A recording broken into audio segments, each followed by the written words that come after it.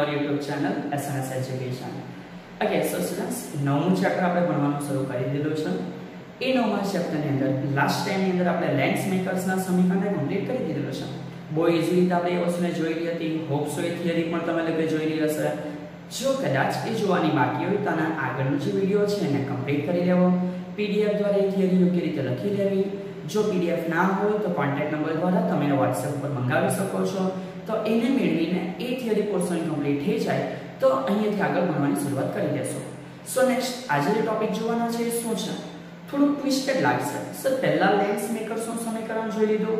હવે શું? એક્ચ્યુઅલી હવે આપણે જોશું કે એક્ચ્યુઅલી લેન્સ શું છે. હા, થોડું ઘણું એવું લાગે કે કદાચ સર આ લિંક અલ્ટરનેટ થાય છે, બટ એક્ચ્યુઅલી લિંક અલ્ટરનેટ નથી. ગોળી સપાટીથી આપણે લેન્સ સાથે કનેક્ટ થઈ ગયા. હવે એ લેન્સ વિશેની માહિતીઓ આજના લેક્ચરની અંદર જોતા રહેશું. ઓકે, સો આજનું કામ સ્ટાર્ટ કરતા રહીએ. લેન્સ વિશેની ઇન્ફોર્મેશન કલેક્ટ કરશું. Okay, so ready. So first of all lens.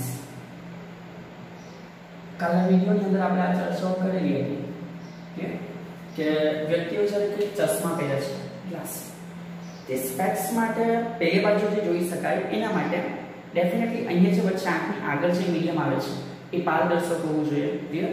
સો એ પ્રકારની ઘટનામાં આપણે એક આવી નાની વ્યાખ્યા પણ એ વિડીયોમાં કવર કરેલી છે. બે વક્રી ભવનકારક સપાટી વચ્ચે ઘેરાયેલી પારદર્શક વિસ્તાર, એને આપણે શું કીધેલું છે? Lens. Clear?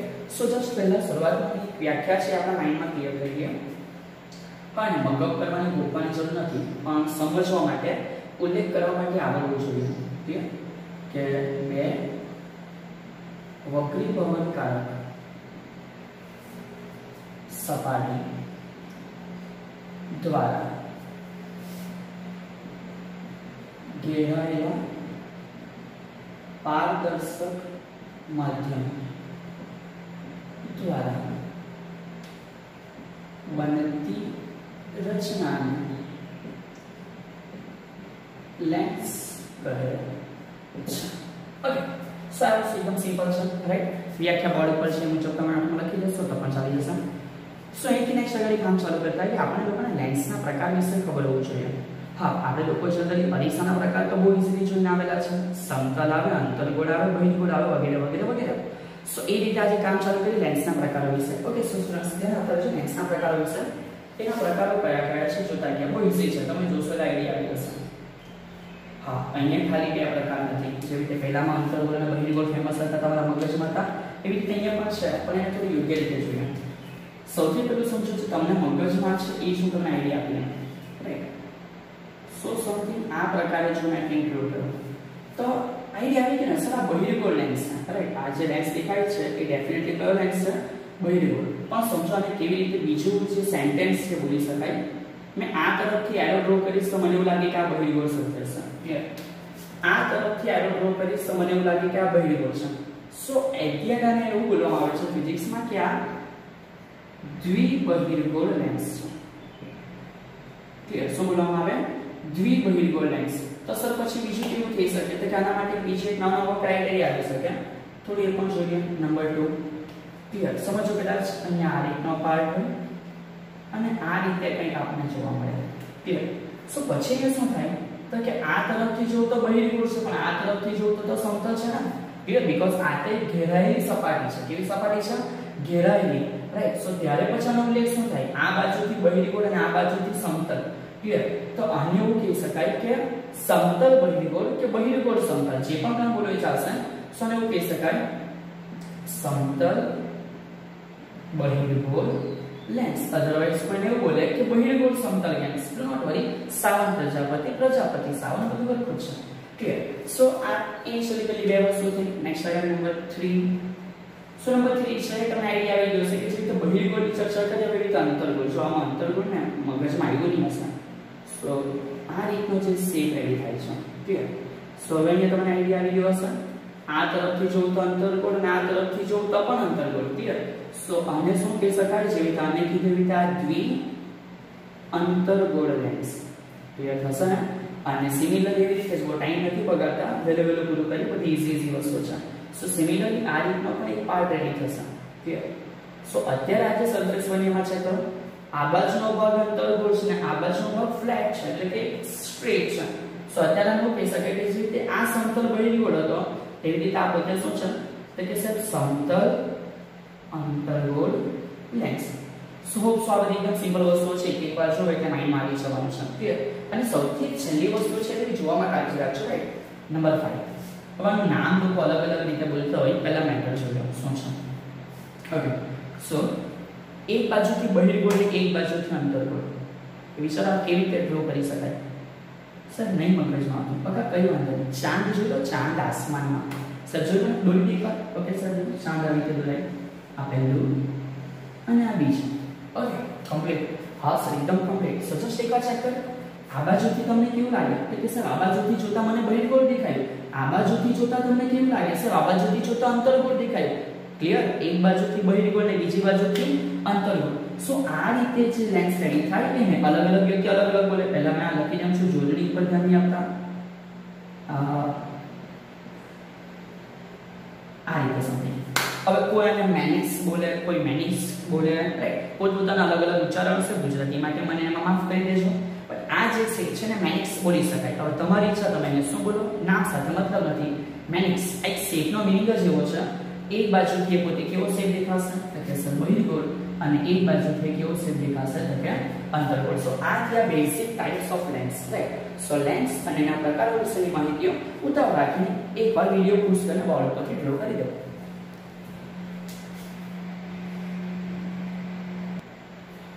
Okay so next આગળ જે કામ છે એ કન્ટિન્યુ કરતા રહીએ. સો સ્ટુડન્ટ્સ હવે લેન્સ વિશે બીજી માહિતીઓ જોવાના છે. જોતા ન છો આપણે અરીસો ભણ્યા. સો અરીસા માટે એકદમ સિમ્પલ વસ્તુ હતી કે કર્વેચર હતો. ક્લિયર.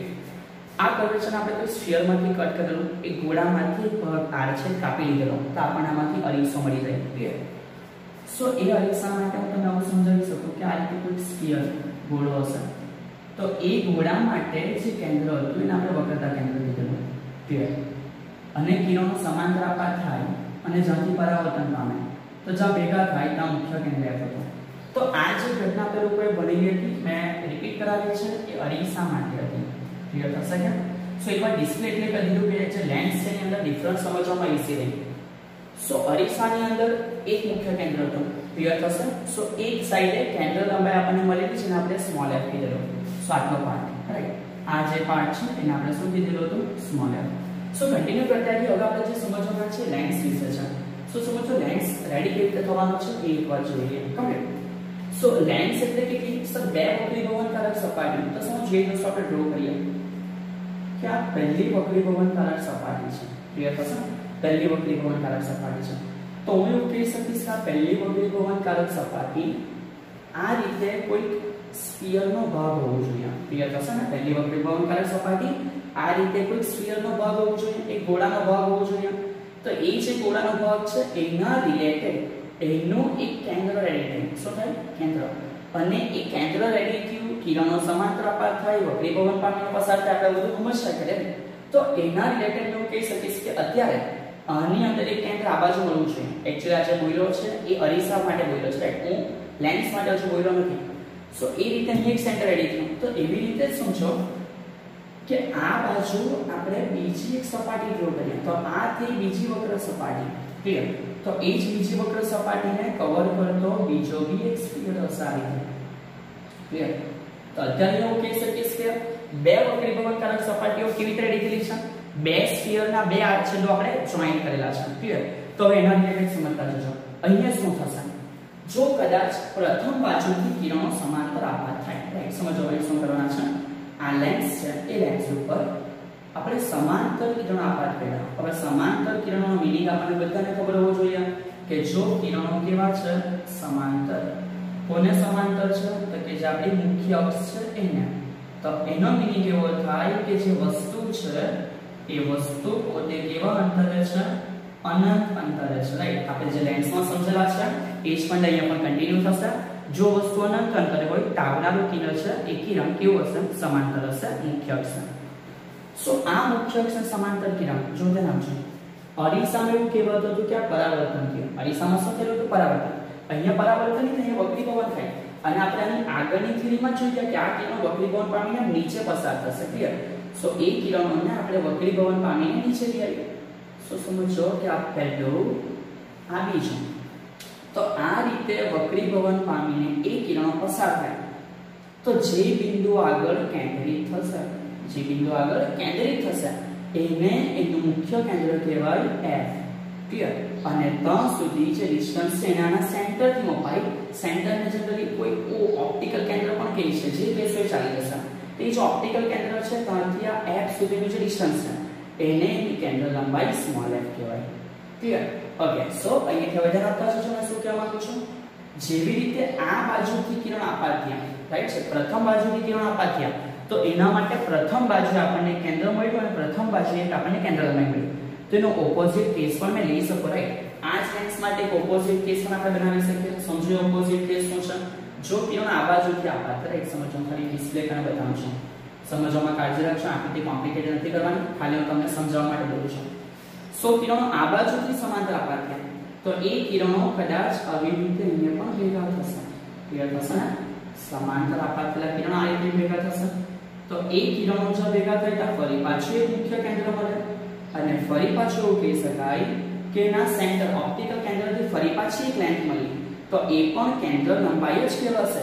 સો અહીંયાથી એક એ વસ્તુ ક્લિયર થયું કે અરીસાની અંદર એક મુખ્ય કેન્દ્ર મળે. ક્લિયર થશે કે? સો સાથે સાથે આપણે લેન્સનો ડિફરન્સ જોઈ લીધો કે જે લેન્સની ઘટના છે એની અંદર બે મુખ્ય કેન્દ્ર મળશે. કમ્પ્લીટ. અને બે મુખ્ય કેન્દ્ર મળે તો ડેફિનેટલી આપણે પહેલાને F1 કહી દઈશું અને F2 કહી દઈશું. આ F1 હશે અને આ શું હશે? F2 હશે. સો શું ફેર પડે? બંને સરખું જોઈએ ને? ના બકા. દરેકે દરેક કન્ડિશનની અંદર બંને સરખા હોવા જરૂરી નથી. જો ચેક કરો, કદાચ આ સ્ફિયર મોટો હતો, ક્લિયર, અને એને નાના સ્ફિયર હતો આપણે કમ્બાઈન કરેલો હતો તો ડેફિનેટલી બંને માટે રેડિયસ અલગ અલગ હશે. તો એ લોકોની જે ફોકલ લેન્થ છે, કેન્દ્ર લંબાઈ, એ પણ કેવી હશે? અલગ અલગ હશે. ક્લિયર? સો એ વસ્તુની કાળજી રાખી. આ બંને સરખા જ હોવા જરૂરી નથી. સરખા હોઈ શકે એમાં કોઈ ના નથી. ક્લિયર? સો આના બે મુખ્ય કેન્દ્ર થઈ ગયા. તો અહીંયાથી સર પ્રોબ્લેમ રેડી થયો, રાઈટ? શું પ્રોબ્લેમ રેડી થયો? સર અરીસામાં તો બહુ સિમ્પલ વસ્તુ હતી કે જ્યારે કિરણ આ બાજુથી આપાત થાય તો આપણે ભણીને આવેલા છે કે આપાત કિરણની નિશાની કેવી લેવાની? પોઝિટિવ. એટલે આ આપણે ધ્રુવ P થી વિરોધી સાઈડ આપેલું ને, એટલે આપણે આની વેલ્યુને ક્યારે કેવી લીધેલી હતી? સર ઋણ લીધેલી હતી. તો બહિર્ગોળ લેન્સની અંદર શું કરવાનું? તો કે અહીંયા તો કિરણ બંને બાજુથી આપાત થાય, બંને બાજુ કેન્દ્ર લંબાઈ મળે તો બધું સરખું થયું. તો એના માટે એક સ્ટાન્ડર્ડ વસ્તુ છે જે સ્વીકારી લેવાની છે અને માઇન્ડમાં ફિટ કરતા જજો. અહીં એક સંજ્ઞા પદ્ધતિમાં નાનો ચેન્જીસ આ મુજબ છે કે જો બહિર્ગોળ લેન્સ તમે વાપરો છો, રાઈટ, તો બહિર્ગોળ લેન્સ માટે ઓલવેઝ f એટલે કે જે કેન્દ્ર લંબાઈ છે એનું મૂલ્ય આપણે પોઝિટિવ જ લેવું. ક્લિયર થશે કે? જો બહિર્ગોળ લેન્સ વાપરો છો તો કેન્દ્ર લંબાઈની વેલ્યુ કેવી લેવી? પોઝિટિવ જ. બાકીની તો જુદી સંજ્ઞા પદ્ધતિ પ્રમાણે કાર્ય કરતા છે એવો જ રહેશે. તેનો મીનિંગ નેગેટિવ. એટલે કે જો અંતર્ગોળ લેન્સ તમે વાપરતા છો તો એ અંતર્ગોળ લેન્સ માટે જે કેન્દ્ર લંબાઈ છે એ આપણે કેવી લેવાની છે? નેગેટિવ. સો આ વસ્તુને અહીંથી માઇન્ડમાં ફિટ કરી દેવી. એટલે આપણે કેટલી વસ્તુને ડિફરન્સ તરીકે શીખેલા છે. અરીસામાં એક જ મુખ્ય કેન્દ્ર આવે, આપાત કિરણની વિરુદ્ધ દિશામાં છે તો કેન્દ્ર લંબાઈ કેવી લીધેલી? ઋણ લીધેલી. પરંતુ જે લેન્સ છે એની અંદર બે મુખ્ય કેન્દ્ર રેડી થશે. સો એ બે મુખ્ય કેન્દ્ર રેડી થયા તો કેન્દ્ર લંબાઈ પણ બે આવશે. બંને સરખી જ હોય એ જરૂરી નથી, અલગ અલગ પણ હોઈ શકે. બહિર્ગોળ લેન્સ હોય તો હવે સીધે સીધુની કેન્દ્ર લંબાઈ કેવી લેવી? પોઝિટિવ લેવી. અને જો અંતર્ગોળ લેન્સ હોય તો એની કેન્દ્ર લંબાઈ કેવી લેવી? નેગેટિવ લેવી. ક્લિયર? સો આટલી વસ્તુ ફરી પાછી એકવાર નોટ ડાઉન કરી દેવું. નાના નાના ટોપિકો સાથે જોવાના છે. સો એકવાર કમ્પ્લીટ કરી દેવું. આ આકૃતિ સમજાવવા માટે છે, બહુ કોમ્પ્લિકેટેડ થવાની જરૂર નથી. સમજી ગયા છો ને દોરો તો બેસ્ટ, નહીં દોરી હોઈને રવા દેશો તો પણ ચાલશે. સો આ વસ્તુ કમ્પ્લીટ કરી દેવી.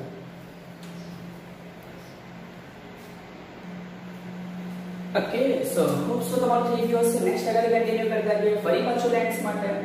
સો લેન્સ હવે પછી જે બધું કામ છે લેન્સ વિશે જ રહેવાનું છે. ક્લિયર? જે રીતે અત્યાર સુધી અરીસા માટે કામ કર્યું એવી રીતે થોડું સન્માન હવે લેન્સને આપતા ગઈએ. સો અહીંયા આગળ લેન્સ વિશે કયા ટોપિક અવેલેબલ છે? સો જે રીતે આપણે અરીસા માટે મોટોની આવેલા હતા લખી દઈએ ને એકવાર રિવિઝન થઈ જાય. રાઈટ? સો ધ્યાન આપતા છો. અરીસાની ઘટના હતી. એ અરીસાની ઘટનામાં મોટોની n = પેલું તો બધા માટે કોમન જ છે, પ્રતિબિંબના છેદમાં વસ્તુ. ક્લિયર? પરંતુ એ જ મોટોની n = આપણે લાવેલા -v/u એટલે કે પ્રતિબિંબ અંતરના છેદમાં વસ્તુ અંતર અને એ જે ગુણોત્તર છે એને મોટોની કહેવાય. અને ગુણોત્તર છે કેવો? ઋણ છે.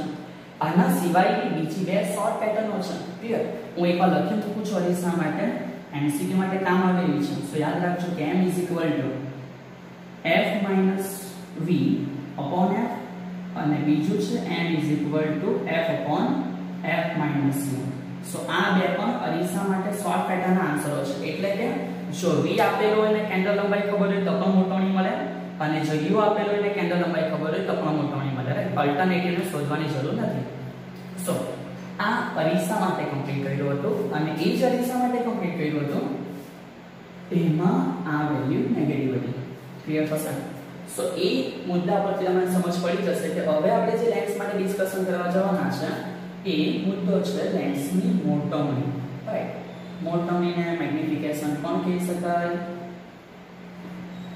રાઈટ હવે એ જે મેગ્નિફિકેશન છે કોઈ વખત એને લેટરલ મેગ્નિફિકેશન પણ બોલે તો એમાં બહુ ગુચવાઈ જવાની જરૂર નથી લેટરલ મતલબ કે જે લેન્થ વાઇઝ તમને જોવા મળે છે એ વસ્તુ એટલે કે સેવા નાની છે તો સમજો કે આપણે ડબલ હોય તેની કરતા કેવી છે મોટી જેમાં લેન્થ નો ડિસ્કશન કરીને મોટવણી માંગતા હોય તેના માટે મુદ્દો એવો આવે કે લેટરલ મેગ્નિફિકેશન છે ક્લિયર સો કન્ટિન્યુ તો શું લેન્સ માટે મોટવણીનું સમીકરણ બહુ સિમ્પલ વસ્તુ છે પહેલા એક પ્રતિબિંબની રચના કરી લે સો સમજતા જાઓ શું ડ્રો કર્યું સર મુખ્ય બહુ સરસ બચ્ચો સમજવામાં સારું લાગે છે તમને સો એની અંદર મેં પહેલા એક લેન્સ ડ્રો કર્યો છે ઓકે એકદમ કમ્પ્લીટ સો ધ્યાન આપતા જાઓ એક લેન્સ ડ્રો થઈ ગયો એ લેન્સ ડ્રો થઈ જાય તો સાથે સાથે આપણે ખબર પડી ગયેલું છે કે સર આના કેટલા મુખ્ય કેન્દ્ર આવે બે સો બંને પછી આપણે ડ્રો કરતા જઈએ અત્યારે એવું સમજી લો કે બંને સરફેસ ઇક્વલ છે બંનેના રેડિયસ પણ સરખા છે આ એનો સેન્ટર પોઝિશન એટલે કે ઓપ્ટિકલ કેન્દ્ર O છે સો પહેલી સાઈડ હોય તો અત્યારે એને F કહી શકો એનાથીનું જે ડબલ ડિસ્ટન્સ છે એને આપણે C કહી શકીએ ક્લિયર થશે કે સો અહીંયા સુધીના ભાગને F અને અહીંયા સુધીના ભાગને શું કહેવાય R એવી રીતે જ ઓકે એક મિનિટ જ્યારે તમે F ની બોલતા ને 2F બોલજો હવે C ની બોલતા આપણે શું બોલજો 2F બોલજો કારણ કે લેન્સની અંદર C તરીકેનો ઉલ્લેખ બુક્સ વાળાની અંદર પ્રેઝન્ટ કરેલો નથી તો બેટર છે કે આપણે F અને શું બોલશું 2F જ્યારે અરીસાની અંદર શું બોલશું તો કે સર F અને શું આવશે C ક્લિયર સો અહીંથી કન્ટિન્યુ કરતા કે જે કે આ બાજુ F અને 2F છે તો સિમિલરલી હું તમને એવું પણ કહી શકું કે અહીંયા પણ આ એક F થઈ ગયું અને આ બાજુ જે છે એ શું થઈ ગયું 2F થઈ ગયું ક્લિયર હવે અહીંથી આપણે દરેક કન્ડિશનને પણ સમજતા જશું સમજો આપણે એક વસ્તુ લઈએ એ વસ્તુને હાલ આપણે મૂકીએ છીએ આ જગ્યા ઉપર રાઈટ આ જગ્યા ઉપર મતલબ કે એને આપણે શું કહી શકીએ કઈ જગ્યા વસ્તુ મૂકેલી છે તો તમે લોકો બહુ જ ઈઝીલી સમજી શકશો કે સર જે વસ્તુ મૂકવામાં આવેલી છે એ કામ કરો નામ આપી દો ને અને E અને B કહી દઈએ હા કે તો એ જે વસ્તુ મૂકવામાં આવેલી છે વસ્તુની પોઝિશન બોલો તો હવે તમને લોકોને સમજાઈ હોવી જોઈએ 2F થી કાં છે પેલે બાજુ મતલબ કે શું બોલાય 2F થી દૂર છે તો સાથે સાથે એ પણ જોતા કે આપણા જે કેસ ચાલતો છે એ કેસ માટેની કન્ડિશન જોઈએ આ કેસ માટે વસ્તુ કાં છે તો કે સર વસ્તુ 2F થી દૂર છે હવે આપણે કામ ચાલુ કરીએ પ્રતિબિંબ માટે સો એઝ ઇટ ઇઝ પ્રતિબિંબના કામ માટે સમજતા છો પહેલું કિરણ કેવું દોરવાનું સર ઈઝીલી એના માટે સમાંતર જ ડ્રો કરવું સો પહેલું કિરણ આપણે દોરવાનું ચાલુ કર્યું પહેલું કિરણ આપણે એને કેવું જવા દીધું સમાંતર સો ધ્યાન આપજો પહેલું કિરણ વસ્તુના ઉપરના પાર્ટથી આપણે સમાંતર ડ્રો કર્યું છે હા એક મિનિટ અહીંયા હું B લખી રહ્યો છું અને ઉપર A લખી રહ્યો છું એટલે તમને જે ચોકડીમાં આપ્યું છે એ મુજબ સમજવામાં ઈઝીલી ચલો પહેલું કિરણ સમાંતર કર્યું છે બીજા કિરણની પોસિબિલિટી એ ઓપ્ટિકલ કેન્દ્રમાંથી પણ જઈ શકશે મારી કોઈના નથી અને મુખ્ય કેન્દ્રમાંથી પણ જઈ શકશે મારી કોઈના નથી આપણે અત્યારે મુખ્ય કેન્દ્રમાંથી જવા દે સો સમજો કે આ મુખ્ય કેન્દ્રમાંથી જાય છે એક જ પેટર્ન આપણે ઉપયોગમાં લઈ લઈશું તો આ બીજું જે કિરણ છે મેં એના મુખ્ય કેન્દ્રમાંથી જવા દેવું સમજ પડશે કે પહેલું કાં ગયું સમાંતર અને બીજું કાંથી ગયું મુખ્ય કેન્દ્રમાંથી તો હવે અહીંથી આપણે જે ફંડા છે એપ્લાય કરવાનું શરૂ કરીએ જો આવનારું કિરણ સમાંતર હોય જો પ્રથમ કિરણ મુખ્ય અક્ષને કેવું છે સમાંતર તો એ જે કિરણ છે પોતે હવે અહીંયા વક્રીભવન બોલાય પરીક્ષામાં શું બોલાતું તો પરાવર્તન અહીંયા શું બોલાય વક્રીભવન તો એ કિરણ વક્રીભવન પામીને મુખ્ય કેન્દ્રમાંથી પસાર થશે એટલે આ કિરણને મેં મુખ્ય કેન્દ્રમાંથી પસાર થવા દેવું છું સો એ આ રીતે પહેલું કિરણ આગળ વધી ગયું તમને આઈડિયા આવ્યો હશે મને લાગે છે રાઈટ તેની ઓપોઝિટ કન્ડિશન સમજો જો કિરણ સમાંતર આવે તો પાસ કાંથી થાય મુખ્ય કેન્દ્રમાંથી તેની ઓપોઝિટ કન્ડિશન એવી કે છે મુખ્ય કેન્દ્રમાંથી જતું હોય તો કેવું થઈ જાય મુખ્ય અક્ષને સમાંતર સમજો જે કાંથી જતું હોય મુખ્ય કેન્દ્રમાંથી તે મુખ્ય અક્ષને કેવું થઈ જાય સમાંતર એટલે આ જે કિરણ છે ડેફિનેટલી અહીંયાથી સીધું મુખ્ય અક્ષને કેવું જવું જોઈએ સમાંતર જવું જોઈએ સો એ કિરણ આપણે અહીંથી સમાંતર જવા દીધું ક્લિયર થશે કે લગભગ આકૃતિ બહુ જ કોમ્પ્લિકેટેડ એકદમ નજીક બનેલી છે છતાં તેને સમજવી પડશે થોડું બેટર એના માટે 2f નું થોડું દૂર કરી દેવું છે રાઈટ એટલે તમને સમજવામાં ઈઝી લાગશે સો જે આપણા જલ્દી શું થશે આ પોઈન્ટ ઉપર સો બંને ભેગા થઈ ગયા યસ બંને ભેગા થયા તો જ્યાં બંને ભેગા થાય તો આપણને શું મળે પ્રતિબિંબ સો અત્યારે મેં એવું કહી શકું કે આ જે જગ્યા છે એ જગ્યાએ આપણને પ્રતિબિંબ મળ્યું હતું ઉપર એ હતું તો તેને એવું કહી દે કે આપણે જો b' છે અહીંયા b છે તો એવું કહી દે કે શું છે b' છે સમજાય કે શું કહો છો હા કે ના ચલો હવે એ થઈ જાય તો ત્યાર પછી નેક્સ્ટ લગાડી કદાચ તમને એવું થયું હતું કે સર અમે અહીંથી સીધું જ પાસ કર્યું હતો તો પણ કઈ પ્રોબ્લેમ નથી ઇશ્યુ નથી જો ચેક કરો જો કિરણ સીધું જાય કિરણ કેવું જાય સીધું જાય તે કિરણ સીધું જાય તો જે ઓપ્ટિકલ કેન્દ્ર છે તો ઓપ્ટિકલ કેન્દ્ર એટલે એનું મીનિંગ કે સીધું લંબ ગયેલું છે તે જે કિરણ છે એનું કોઈ પ્રકારનું વક્રીભવન નથી થવાનું કારણ કે સીધા કિરણનું વક્રીભવન નહીં થાય તે સીધું જ ક્રિયા કરશે તે સીધું જ ક્રિયા કરે તો પણ અહીંયા આવીને જ હિટ થાય ક્લિયર એટલે તમે આ બે કિરણોથી દોરો કે આ બે કિરણોથી દોરો તમારો ફાઇનલ આન્સર એક સરખો જ આવવાનો છે કમ્પ્લીટ નેક્સ્ટ આગળની વસ્તુ એ ચેક કરીએ કે અહીંયાથી અહીં સુધી જે ડિસ્ટન્સ છે તો આટલો ભાગ અહીંયા વસ્તુ છે તો આ વસ્તુ અંતર એનો મીનિંગ આપણે શું કહી દઈશું u અને આ બાજુ જે છે પ્રતિબિંબ છે સો એ જે પ્રતિબિંબ છે તેનો મીનિંગ આપણે શું કહી દઈશું v સાથે સાથે આપણે એ પણ જોઈએ કે આ બાજુ આપાતની દિશા છે તો જો આ બાજુ આપાતની દિશા હોય આપણે ઓપ્ટિકલ કેન્દ્રથી મેઝર કરીએ છીએ તો પછી આ વેલ્યુ આ તરફ છે ને તેનો મીનિંગ કે આ વેલ્યુ કેવી હશે ઋણ તો એનો મીનિંગ કે આ વેલ્યુ પોતે કેવી હશે ધન કઈ પદ્ધતિ પ્રમાણે સંજ્ઞા પદ્ધતિ પ્રમાણે વસ્તુ ઊંચાઈ h છે જે ઉપર છે તો ડેફિનેટલી આ વેલ્યુ કેવી હશે ધન તો જે પ્રતિબિંબ છે એ પ્રતિબિંબ પાછી નીચે છે તો ડેફિનેટલી આ જે h છે એ પોતે કેવી હશે ઋણ હશે સો હોપ સો એ સુધીની વસ્તુ તમને માઇન્ડમાં સેટ થઈ ગઈ હશે સાથે સાથે બીજી એક વસ્તુ મેં તમને એવું પણ કહી શકું કે જો અહીંયા એંગલ થીટા હોય છે એટલું બધું બતાવવાના વખત થિયરી છે ને તો ચાલે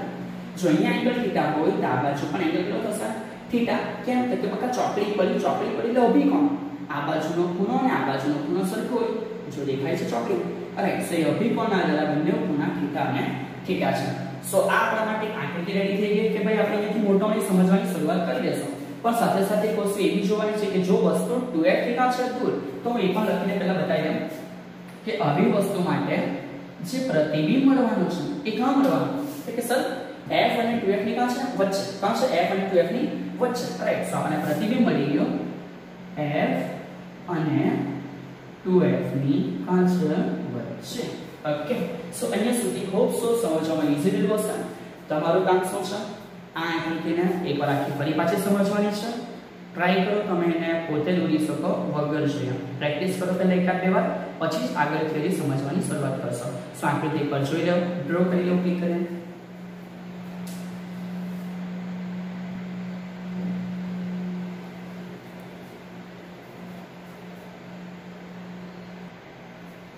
ઓકે સો જો આકૃતિ થઈ ગઈ છે અહીંથી કન્ટિન્યુ કરતા ગયા બહુ ઈઝી સ્ટેપ છે મોટોની આપણે એનો માત્ર હવે સમીકરણ બનાવવાનું છે જો મોટોની માટે પ્રતિબિંબના છેદમાં વસ્તુ ઊંચાઈ એ તો કોમન જ છે સો આ જ મેથડનો ઉપયોગ આપણે લેન્સ માટે પણ કરશું રાઈટ સો ધેન આપણે કરવાના છે સો વેરી ફર્સ્ટ બે ત્રિકોણ જોવાના છે એ પહેલા સેન્ટર લાઈન બનાવી છે જો સમજો કયા ત્રિકોણની વાત કરો A B અને O ક્લિયર A B અને O એમાં એક એંગલ થીટા છે તો a' b' O ની અંદર પણ એક એંગલ કેટલો છે થીટા છે તો બંનેનો એક એક ખૂણો સરખો થયો બીજું કે આ એંગલ 90 છે તો અહીંયા પણ એવું કહી શકાય કે આ એંગલ 90 છે તો ડેફિનેટલી જે ત્રીજો ખૂણો છે એ પણ સરખો જોવાનો તો અહીંયા એવું કહી શકાય કે ત્રણે ત્રણ ખૂણા સરખા છે ખૂબ હકેના આ બધી પ્રમેયો બનીને આવે છે ને તો આ બધા પ્રમેયો એવું કહી શકું કે આ બે ત્રિકોણો સમરૂપ ત્રિકોણો છે શું લખું છું ત્રિકોણ સમરૂપ બોલે એટલું બોલો મેક્સ જો લખ્યા સાઈડ પર ત્રિકોણ ADO અને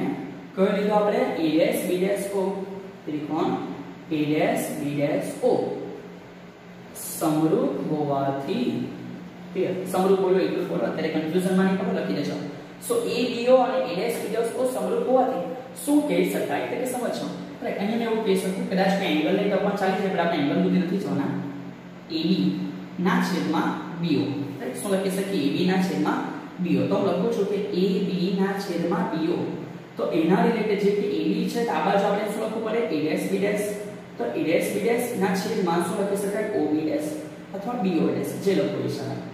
સમજાઈ ગયું કે? સો જસ્ટ બે ત્રિકોણો સમરૂપ છે, સીધું જ આ લખી દેવું, કોઈ ઇશ્યુ નથી આવવાનો. સો અહીંયાથી મેં એવું કહી શકું કે AB એટલે શું છે? તો કે સર AB એટલે h છે. ઓકે, એ પોઝિટિવ છે, તેની પણ કાળજી રાખવી. સંજ્ઞા પદ્ધતિને ધ્યાનમાં લેવી. કે સંજ્ઞા પદ્ધતિ ધ્યાનમાં લેવી, સંજ્ઞા પદ્ધતિ અનુસાર એને ભૂલવી નહીં તો આપણી થિયરી ભૂલાઈ જાય. સો એ આવ્યું h, bo એટલે આટલો ભાગ છે કેટલો છે u, અને આપણે u લેવાનો કેવો છે રૂટ જે એડવાન્સમાં લખી રાખેલો છે. સો u કેવો છે? નેગેટિવ. કેમ નેગેટિવ? આપાત કિરણની કાં છે? વિરુદ્ધ દિશામાં છે. ઓકે, આગળ વધ્યા. સો એ થઈ ગયું. ત્યાર પછી આગળ ચેક કરો a ડેશ b ડેશ. સો જે a ડેશ b ડેશ છે પોતે h ડેશ છે, પણ કાં છે? નીચે છે સર, નીચે. તો લેવું કેવું પડે તો બકા ઋણ, એટલે આ વેલ્યુ -h અને ob ડેશ એટલે આટલો ભાગ, અને ob ડેશ ની વેલ્યુ v છે, બટ એ સંજ્ઞા પદ્ધતિ પ્રમાણે પ્લસ છે. સો આ પ્લસ આવી ગયું. સો આ જ મેથડને આગળ વધાર્યા. રાઈટ, સમજો મેથડને આગળ વધાર્યાનો મીનિંગ શું છે? એ મારી ભૂલ થઈ ને, a ડેશ b ડેશ એટલે h ડેશ છે, આ h ડેશ આવશે. હવે એની મેથડ બનાવીએ, h ડેશ ના છેદમાં h. તો મેં આના માટે અહીં નીચે લઈ આવીશ. રાઈટ, તો હું લખી શકું કે h ડેશ ના છેદમાં h ઇઝ ઇક્વલ ટુ આ v ઉપર જતો રહ્યો, તો v ના છેદમાં શું થઈ ગયું? અને બચ્ચો માઈનસ માઈનસ એ પ્લસ. બહુ સરસ, એટલે તમને આવડે છે. તેનો મીનિંગ તમને ખબર પડી ગયું કે આ શું છે? કે સર મોટવણી. સો આપણને લેન્સ માટે મોટવણી મળી ગઈ. તો લેન્સની મોટવણી કેટલી થશે? તો કે sir n is equal to v by u, જે કેવું છે? પોઝિટિવ. જ્યારે પેલે બાજુ અરીસામાં કેવું હતું? નેગેટિવ. સો આ ડિફરન્સ જે છે એ માઇન્ડમાં ઓલવેઝ હોવો જોઈએ, ઉતાવળમાં એમસીક્યુમાં ભૂલો ના થાય. સો આ થિયરી અહીંયા તમારી સ્ટોપ થશે, પરંતુ સાથે સાથે અહીંયા સ્ટુડન્ટ્સ મારે બે વસ્તુ બતાવવાની છે. લેન્સની અંદર બીજી પણ બે માહિતી આવે છે, પાતળો લેન્સ રાઈટ અને જાડો લેન્સ. સો આ થિયરી પતી જાય તમારે સમજવામાં ઈઝી હોય, એટલે આ પોર્શન મેં લાસ્ટમાં રાખેલો છે કે પાતળો લેન્સ કોને કહેવાય અને જાડો લેન્સ કોને કહેવાય. આનું હેડિંગ મારવા પહેલા આખી થિયરી, એના માટે એક આકૃતિ, કયા કિરણો દોરેલા છે એનું વર્ણન, કઈ જગ્યાએ ભેગું થયેલું છે દર્શાવી દેવાનું, અને ત્યાર પછી આટલી મેટર લખી દેવાની. મતલબ કે આ બે માર્ક્સ તરીકેની થિયરી રહી શકશે. સો એ થિયરીનો સ્ટોપ થિયર જશે. એ થિયરી પછી એ સમજવાનું છે કે પાતળો લેન્સ કોને કહેવાય અને જાડો લેન્સ કોને કહેવાય. ઓકે, સમજો છો. આ જે પાર્ટ છે એ અત્યારે દોરેલો છે, બાકી હોય તો એકદમ નાનો, બીકોઝ તમે લેન્સ જોઈ છે. તો એ સિમ્પલ વસ્તુ સમજો કે આ જે લેન્સની અંદરનો પાર્ટ છે, આ પાર્ટ એટલે કઈ પ્રકારની લંબાઈ છે, જે મેં દોરીને બતાવું છું, સમજ પડે છે ને? આટલો પાર્ટ એટલે કઈ પ્રકારની શું છે? લંબાઈ છે. તો જે રીતે આ એક લંબાઈ છે, રીતે આ બધી પણ લંબાઈ છે, વસ્તુ અંતરની અને પ્રતિબિંબ અંતરની. તો મેં કહેવા શું માંગીએ સમજો, જો આટલો ભાગ વસ્તુ અંતર અને આ પાર્ટ એકદમ જીરીકમ થયો, એટલે કે આટલો પટલો લેન્સ છે ને એકદમ નાનો પાર્ટ, આટલો જીરીકમ થયો છે. એક્ચ્યુઅલી બધા લેન્સ તો બધા નાના જ હોય છે. તો મેં એવું કહી શકું કે પાતળો લેન્સ એટલે શું? જે લેન્સની જાડાઈ છે, લેન્સની શું છે? જાડાઈ. આ જાડાઈને તમે વસ્તુ અંતર અને પ્રતિબિંબ અંતર એ લોકોની કમ્પેરમાં અવગણી શકો, એટલે કે આ બહુ જ દૂર આવેલો હોય તો આટલી વસ્તુથી કોઈ ફેર પડવાનો નથી.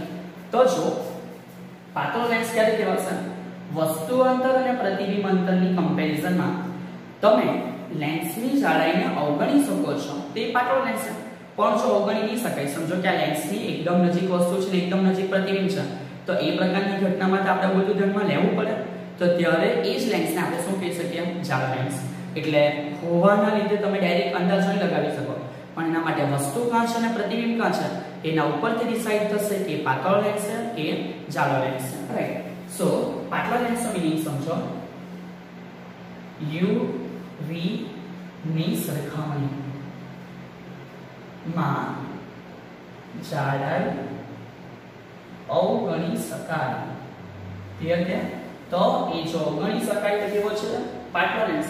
ને અહીંયા સમજાઈ જાય કે અવગણી ન શકાય. જો અવગણી ન શકાય તેનો મીનિંગ કે કેવો લેન્સ છે? જાડો લેન્સ.